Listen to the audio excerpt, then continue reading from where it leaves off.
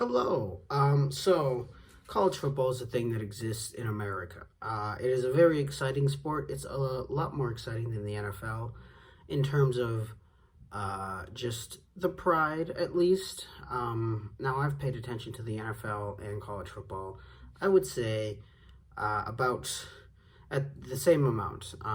At first, it was all NFL, and then I watched a college football game. I was like, "This is pretty cool," and then I got stuck on college football, and now I just kind of wander in between both of them. I personally find the college football much more interesting, much more fun, and it's mainly because it has a bunch of flaws that I would love to have fixed. And just in general, it's fun.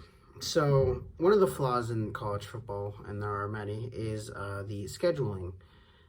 Currently, right now, you play 12-game regular season schedule, and then if you're good enough, or you go undefeated, or if you're just good enough, you go to a conference game, a conference championship game, and if you win that, then you're in something called the college football playoff.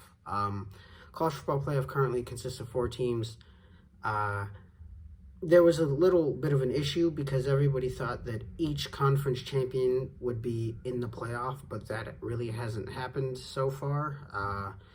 And keep in mind, there are 5 power conferences in the college football world. There's the SEC, the Pac-12, the Big Ten, the Big 12, and the ACC. So as you can see, 5 is bigger than 4, so you can see the conflict there. Anyway, if your team is good enough, you make the conference championship game, you win that, you go to the playoff, you play, 1 plays 4 and 2 plays 3, and then you have the championship game. It's all great, it's all wonderful, but the scheduling is what is making this a little bit unfair to the teams that have had a historically great winning record, and it's also not fair to the one-loss teams in effect. So I'm going to give you the new conferences that I made up that I think would be much better, much more fair, and give you a much more thought out and fleshed out college football playoff, and then we'll go from there. So we're going to start with the Southeastern Conference because that's my favorite conference. So in the SEC West, we have Alabama, Auburn, Clemson, Georgia Tech, LSU, Oklahoma, and Texas. In the SEC East, it's Florida, Florida State, Georgia, Kentucky, Miami, Florida, South Carolina, and Tennessee. So as you can tell, Vanderbilt's not in there. Ole Miss and Mississippi State are not in there. I kind of got rid of the teams that I thought just did not need to be in there. There's no point in Vanderbilt being the SEC East. I guess I have to make a quick disclaimer. This is only for football. This is not for any other sport. If any other sport wants to change conferences, they can. But this is mainly just for football because it's the most competitive thing. All right, on to the ACC. The ACC Atlantic has Mississippi State, Ole Miss, Louisville, NC State, Syracuse, Vanderbilt, and Boston College. The ACC Coastal has Maryland, Rutgers, Virginia Tech, Wake Forest, Duke, North Carolina, and Virginia. I think Vanderbilt, they're like the odd team out of damn near all of this because they're just not amazing.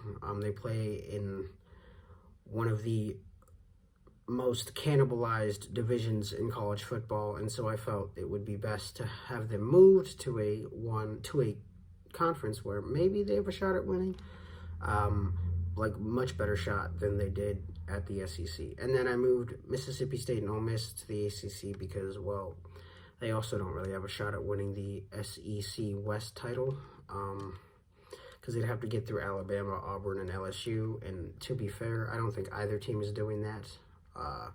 Yes, I know Ole Miss beat Alabama like 3 times in like 5 years back in the early 2010s, but it's just not going to happen anymore. I guess it won't happen anymore if Nick Saban beats COVID. If he doesn't beat COVID, then we're kind of screwed. Anyway, so for the Big 12, I have to preface, I just put Big 12 East and West. I don't know. So don't really think about that too much. So in the East, it's Texas Tech, TCU, Baylor, Texas A&M, West Virginia, and Oklahoma State. In the Big 12 West, it's Kansas, Kansas State, Missouri, Iowa State, Houston, and Arkansas. Yes, I'm moving Arkansas from the SEC to the Big 12. They don't really have a spot in the SEC. I think the last time they went to the SEC title game was back when Florida went to the SEC title game, and that was like 2006, I think. It was when Darren McFadden was playing for Arkansas. So it was a very long time ago because he doesn't play in the NFL anymore. All right. Big Ten East, we have Wisconsin, Iowa, Northwestern, Illinois, Nebraska, Purdue, and Minnesota. The Big 12 West, we have Ohio State, Michigan, Michigan State, Penn State, Notre Dame, Indiana, and Pitt. Two new teams, Pitt and Notre Dame. I don't. Notre Dame is not in the conference, you must know, because they want money. That's the only reason. They don't want to have to share any of the money they get from the bowl game. Financially, it's a great idea, but for college football-wise, it sucks because normally they don't play anybody. I believe it was either last year or 2 years ago, they went to the college football playoff. They got smacked by Clemson. It was an utter embarrassment. It was literally a waste of a playoff spot. They only were there because of the name of their program. If they weren't Clemson, they would not have gotten in. So that's why I think they need to join a conference if they need to be considered for any more playoff spots. And Pitt, I added because, well, I don't know, Pitt versus Penn State would be a great continuing rivalry to have every single year. I'm not sure if they play every single year. I know they've played a few times in the past, 10 years, but, you know. All right.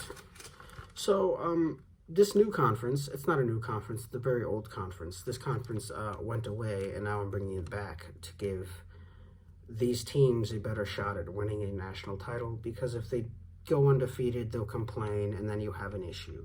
So, the Big East is back. So, the Big East leaders, because I didn't want to put the Big East is SMU, UCF, USF, FAU, FIU, and Rice. And the Big East legends is Memphis, Cincinnati, Temple, Navy, ECU, and Army. Yeah, so in case UCF ever goes undefeated again, they have a shot at winning it. That's literally all. That's literally the only reason it's there. Also because Cincinnati is a pretty good team. Yeah, Cincinnati, UCF, and Army are pretty good. Memphis is really good too. All right, Pac-10 North, we have Oregon, Oregon State, Washington, Washington State, Boise State, Utah, and BYU. And then for the Pac-12 South, it is USC, UCLA, Cal, Arizona, Arizona State, Stanford, and Colorado. Originally, this was a much bigger conference for me, and then I slimmed it down because I was like, this is way too many damn teams. Adding BYU and Boise State, BYU is a pretty good team, at least this year they are. Historically, they've been okay. I think they'd be fine in this conference. I don't think it would be that big of a deal. Boise State I put in here because they have historically been pretty good at football. I'm not sure why they are still in the Mountain West. Maybe because they have a better shot at winning the Mountain West than they do in the big Pac-10, but whatever. All right, and then I have this other conference. I'm just going to name it. I'm not sure what to do with this conference in general because I'm not sure if they should even be included in the playoff spot, but here we go. So the American Athletic Conference, the East is going to be App State, Connecticut, Western Kentucky, ODU, UTSA, Raging Cajuns, Marshall, Charlotte, San Diego State, and Air Force. As you can tell, that's a little weird because San Diego State would have to fly all the way out to the northeast and the south, and that's a very long plane ride, so I'm not sure how well that's going to work. Anyway, the AA West would be Tulsa, Tulane, ULM, Southern Miss, Georgia Southern, UAB, North Texas, Louisiana Tech, Hawaii, and Colorado State. Thinking about it, Hawaii and Colorado State should be in the one with San Diego and San Diego State. But these are the new conferences I made up.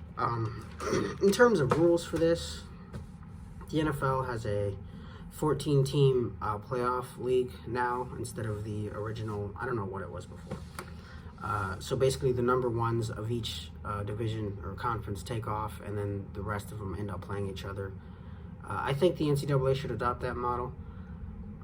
People say that would be terrible for college football. I'm not sure what that means. So far, college football is kind of terrible. As fun as it is to watch for the upsets, The playoff model is just dumb, because I thought the entire point of the playoff model was to make sure no two teams from the same conference can make the national title game. But as we can see, Georgia and Alabama played pretty boring game until the end.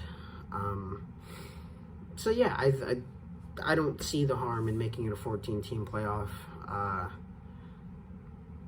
One of the other issues is it might cannibalize some of these teams and conferences.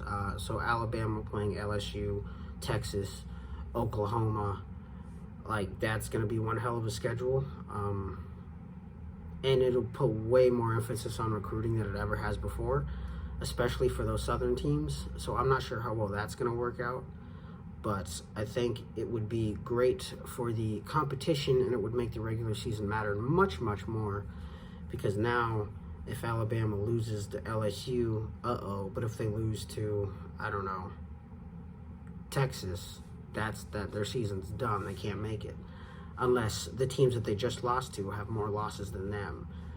Literally, I think it'll be fine. I don't know what it's like Division 2A of college football. It's the one that North Dakota State plays in. I think they have a much bigger playoff system. Realistically, I think we should adopt that one, because obviously it doesn't affect their schooling at all. That's such a stupid argument. They'll tell you it'll affect their schooling. It won't. Not sure who put that in anybody's head, but whatever. But yeah, so basically the number one teams would take off, and I guess you would have to figure out what number one teams those are, because